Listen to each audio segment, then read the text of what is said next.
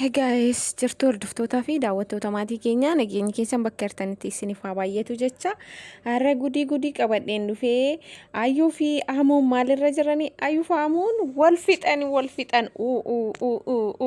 ይላኛል እኔ በህይወት እስካለው ድረስ ከማንም ጋር አቃጥል ትሞቻለሽ አታ ወላሂ ማን እንደሚሞት ማን ቀድሞ እንደሚሞት ማን እንደሚኖር ስለሚሞት አያገባሽ እሱ ናለ ወላሂ አለቃት ደሞ ማለት ነው አሁን ወላሂ እሷን በህይወት ከፈለካት ማለት ነው እኔ ባክብሮት ታናግረኛል ካልፈለክኝ ወላሂ ሰባብር ያስቀምጥልሃል ወላሂ እስቲ ወላሂ ጫፈልካኝ ስለዚህ ትቱመሙ ቀባዩ ዱጋ ቆይ አንተ ምን አገባ ባለ ትዳር አንተ ሚኮ እንዴ ሚኮ ምን እየሰራ ነው አይደለም ቆይ እንዳሰጠው ቆይ ወላሂ ሚኮ እንዳሰጠው ይሄ ይኸውልሽ አሁን ይሄ ቆይ ላስላ ያሩንጓዴ ነው እዚህ ጋር ልቀቀው ልቀቀው አሁን ወላሂ እንዲህ ስለምወድ እኮ ልጠብቅህ እኮ ነው ነው ሰሙ አቱ ማሊፍ ነጋፈታ ማልቱ ሲገልጭ ነው አቱዩ ማልቱ ሲገልጭ ሚጨቲ ሲጃለቲ ማልቱ ሲገልጭ ሰንል ወላሂ ምን አገባሽ እንዴ አትበለኝ ለምንድን ነው የማያገባሽ ያገባኛል ምን አገባሽ እሷ ምን ስለሆነ ስለኔ የግል ህይወቴ አያገባሽም ነው አሙ ለሞያም ያሳስበን ቴፍ ኢኒሆ ጃርቲ ነማ ብራ ማልጎዳ ማልቱ ይሰዲቤ ማልቱ ጅዱ ሳኒ ገል ጀዴን ማልቱ ይሰገልች ካን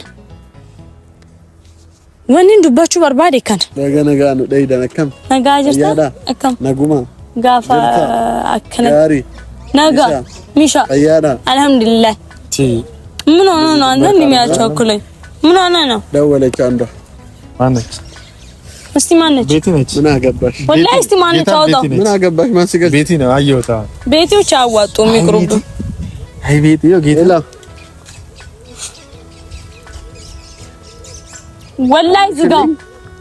ወላሂ ዝጋው ባለ ትዳር ነው ባለ ሁለት ልጆች እናትና አርጊተኒ ቱርተኒ ያው ዋይ አዩ ፊ አህሙ አርጊተኒ ቱርተኒ አዩ ኬኛ ማራቱ ኬኛ ባየ ያኔ ቱሬዩ በገነጋኑ ድፍቴ ጀቻኒ ነምኒ ጅራቹ በርባዴ ኦሶ ቶልቴቲ አዩት እንዲያቱ kana yoo jedhu ayyuun badduudha jechuu koomiti namni jireenya salaamii barbaade hirriba nagahaa barbaade ayyutti hin dhiyaatu yoo ayyutti dhiyaate mootiyyuu osoo waan adda addaa hin marqin waan adda addaa hin bukeessin salaamiin nagaa isaatiin jiraata jechuudha yoo kana hin taane mootiyyuu ayyuu walitti dabalamanii kaanii garas deemanii san marquun san bukeessuun hin hawwaxxu maal akka jetteen ayyuun dhageessan mitiiree hanga lubbuun jiru osoo lubbuun koo jirtu nama biraa wajjin yoomiyyuu qaxxaluu hin dandeettu nama kamiyyuu wajjin jechuudha jiraachuu hin dandeettu yookiin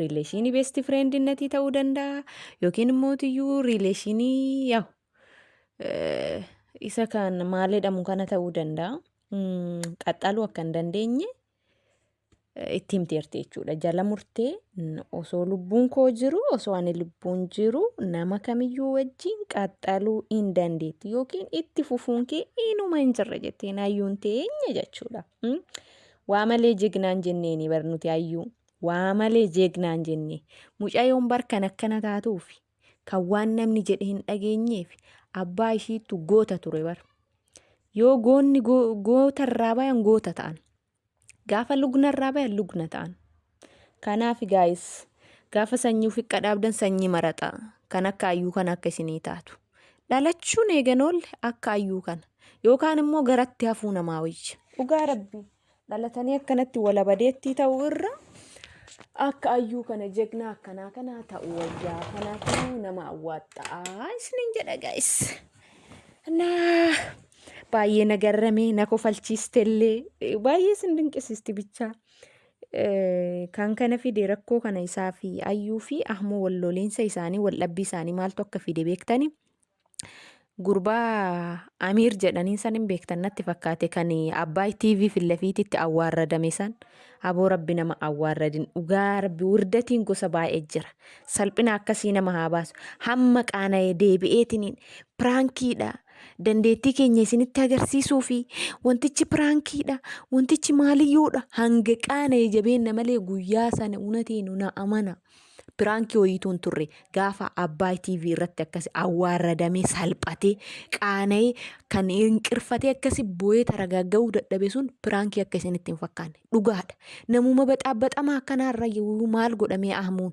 Ayyuun dhugaa isiitii bar wanti gidduu namaa seenee marquuf maali? Wanti gidduu namaa seenee bukeessuuf maali? Maaltu isa galchee jireenya isaanii haa jiraatanii jarri riileeshiniin isaanii ka dhugaa haa ta'u ka hojii haa ta'u suni nun amalakkatu nun ilaalchisu haa hin malakkatani jetteerti ayyuun jechuudha. Wanni isa keessa galchuun jiru aamuun akka obboleessa kootiillee waan hedduu kooti waan hunda kooti kanaaf bakkituma marqa bukoo kana keessaa akka bayuyyuu barbaadeeyyuu jetteerti ayyuun jechaadha.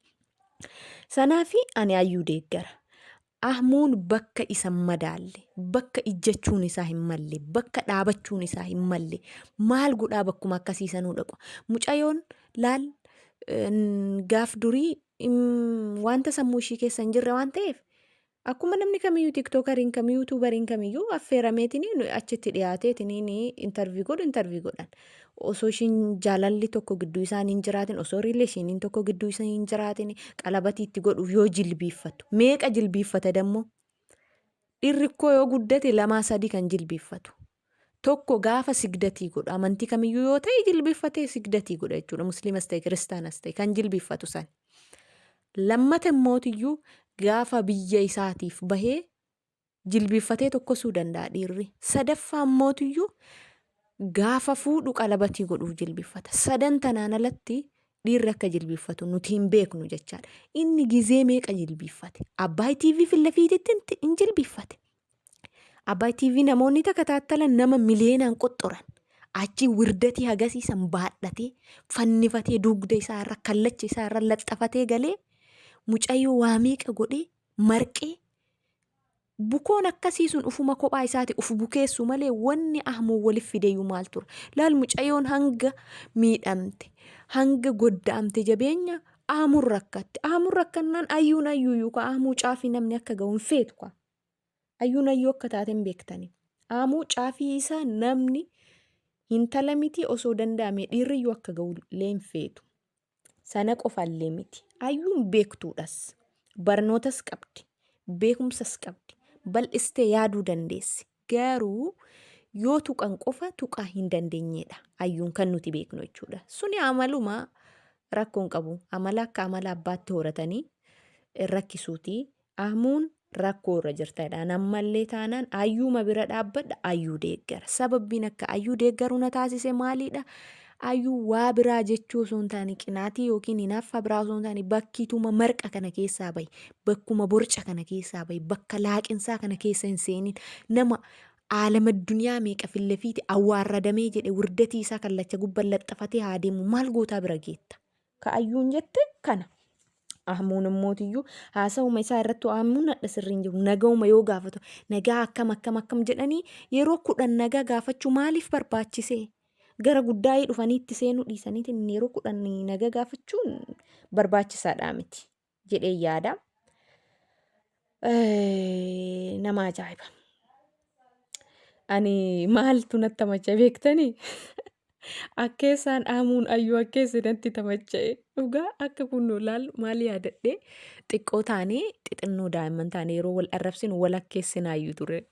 Akki ahmuun ayyuutti akkeesse akka nuti yeroo daa'immanii wal akkeessinu. Na ajaa'ibii dhugaa rabbii nama ajaa'ibsiisa. Sin ajjeesa jetteen yookiin immoo ishii san sabaabbaree bulleesse caccabsee lafa sii godha. Ayyuu jegnaa dantaa hin qabne. Innaa wanni isiillee si sabaabbarsiisuun jiru ayyuu teenya karaa sirrii gorsuun itti ka'uun ahmuu akka nama obboleessa tokkootti. Riileeshiniin keessan riileeshinii hojii qofallee yookaan ta'ullee ta'ee ayyuu ahmuudha bakki fokkataan akkanaa isaan hin mahaluu isallee hin madaaluu. Kanati jette sirriidha jennaani ayyuu teennaan hordoftoota keenya isinoo maal isinitti fakkaata? Sirrii hojjetee rettanii ahmuun dhugaa rabbi ana osoo taate na sodaachisaa namni aalama addunyaa fillafiititti awwaarradamee jedhe wajjin deemuu miti ijaanuyyuu laaluu nan sodaadha. Amma yuutuubii irra yoo galeetiin hin jedhu jarattii san hin laalu bira darba bakka jira miti abeete beete. Siricciitiin qaxxitaadha bakka qaxxitaa siricciitii irra ka jiru wirdatiin akkasii yoo sirra ga'u maal? Hamma qaana'ee jabeenya deebi'ee piraankiidha dandeettii keessan isin agarsiisuuf maaloo ta'uuf akkasii yoo ta'uuf gudiidha. Naa iddoochi maal isinitti fakkaata isin hin kofalchisiisu? Deebi'ee immoo qaanii tokko malee guyyaa sana achi jilbeeffate. Achi as illee guyyaa lammataallee qalabatii narraa fudhadhu hedheetiin hin jilbeeffate. Didde ba'unat urga gaafa Abbaay TV fillafiititti gaafsan jilbeeffate qalabatiif jilbeeffate sanii as guyyaa 4 takka jilbeeffate. Walitti maaliif dhiirri tokko gizee 5 jilbeeffata baqa takkitti mafuudha waan ta'eef takkitti yoo jilbeeffate hin ga'u takkittiin sun tasaa akka ofii yoo baate ittiin dhiisu akka nama sigdatii godhaa jiru. Wanni 7 jilbeeffataa ooluuf guyyatti akka bichaa wantoonni jedhan illee nama jalaa bada hamma ta'uu qabu ol yoo baay'isan nama jibbisiisa jechuudha. Awwaarradamanii salphina yoo gonfatanii mataan gadi akka dhadhaa dibatanii yoo deeman baay'ee nama jibbisiisa. Ana dhugaa rabbi baay'ee na jibbisiise baay'ee na dabbare dhugaa. Na salphina akkanarraa isin baraaru isiniin jenna. Ayyuu fi ahmuu yoo walitti dhaadatan maal akka waliin jedhan beekta? Sin ajjeesa yeroo ayyuun jechuun abbaa dura du'u laalla. Aboo ayyuu teenya. Dantaa isiiti maa ishiin dantaan qabdu abbaa dura du'u laalla ittiin aboo. Waa malee miti bar ayyuun jeegnaadha kenneen ayyuun jeegnaa teenya. Akka ishiin jiraattu feena yoomiyyuu jechuudha. Inni kan biroo immoo akka ishiin jiraattu yoo barbaaddeetiin hin jette kibiriin natti dubbatte yookiin natti haasofte yoo ta'uu baate mootuyyuu caccabsee bulleessee inkitiisii haqee lafa sii kaaya jetteen ayyuun ta'e maaliifiyyuu yoo ayyuun ahmuun kibiriidhaan yookiin kabajaan karaa sirriitiin natti haasa'uu baatte natti dubbatuu baatte intalatti gurbaa wal awwaarradanii wal marqanii wal borcanii akka sol godhan san jala kan deemtu yoo taate maaliif akka achi dhayxe maalirraa akka barbaaddu rileeshiniin keessan maal akka ta'e adda baastee takka takkaan zaraazartee natti himuu baatte taanaani sii bulleessee inkitti godhe akka ati lafee wali qoccutti lafa sii godhatteen jirti. Wih ayyuu ara haati si deesse aboo idmeen ishii haa dheeratu dhugaa rabbiin. Idmimmaan haadha keetii haa dheeratu kanuma sinuu deesseyyuu jedhaan dhugaa. Inni biroo kan na ajaa'ibee maal isin fakkaate beektanii? Kan baay'ee na garrame shaxxee yookiin ulee itti muruuf ka deemu eenyu miikoon jechuudha. Shaxxee muruun namoota lubbuun qabnee fi namoota sodaattuu lugnaaf barbaachisaadha. Fakkeenyaaf mucayyoo sana ta'amiirri qalabatii godhuufiif fillafiitii uummataatti awwaarradameef suni shaxxeedhaan tume amiir jechuudha. Baay'ee mucaa intalaa tumuun sirriidhaan miti jegninnatii miti jegninnatiin mucaa intalaa irratti harka ol fuudhu yookiin uleen dhaanuun harkaan dhaanuun kan agarsiifamu miti jegnummaan kanaa miti beekumsi kanaa miti namni mucaa intalaa irratti harka ol fuudhu xiqqaataadha ammas taanaan har'as taanaan borus taanaan xiqqaataadha mucaa intalaa irratti harka ol fuudhuun hin barbaachisu waan amiir isii shaxxeen tumeef yookiin uleen tumeef ayyuulleen intala akkasitti tumamtu itti fakkaate shaxxee muree arangaadee qixalnoo jedhee itti fida. Qixaliin isaa haa baduuti. Ayyuun intaluma shaxxeen sodaachisatti toltu. Shaxxee miti ayyuu osoo qawwee qabdee itti fiddee yoo iddaa diraamaaf yookiin kolfaaf yookiin piraankiif ta'e malee intala sodaattuu miti. Cuuphee osoo itti fiddee ayyuun intala sodaattee of duuba deebituu miti. Shaxxeen akka daa'immanii sodaachisuu miti. Nuti yeroo daa'imummaa keenya doobbii muranii nuun sodaachisanii beektanii dhugaa akkasumatti fakkaate. Inni biroo immoo wanta isaan gidduu isaanii jiru keessaa waan hubadhe tokko jira. Ahmuu fi ayyuu gidduu. Nu hundiniyyuu ahmuu fi ayyuu wal fuudhaarte. Ahmuu fi ayyuun akkas taate nutilleen odeessine. Isinillee oduma sana nurraa dhageeffattan. Wanti an keessatti hubachuu barbaade maal isinitti fakkaate beektanii? Ahmuun maal jedheen ayyuudhaan maaltu si galchee waa'ee jireenya dhuunfaa kootii jedheen gaafii guddaa natti ta'e. Maaltu si galchee waa'ee jireenya dhuunfaa kootii gaafa jedhu rileeshiniin biraa gidduu isaanii akka hin jirre natti agarsiisaara. Dhugaa hin fakkaata akka rileeshiniin biraa gidduu isaanii hin jirredha. jireenya dhuunfaa kooti osoo wanti isaa walitti fidu rileeshinii addaa wayii waa'ee hojiitiin alatti akka obboleessaa obboleettiitiin alatti dhiyeenya kan biraa isa kan biraa kan dhuunfaa osoo kan qabaatan taateeti natu balleesseeyyuu jedhee dhiifama gaafatuu danda'a.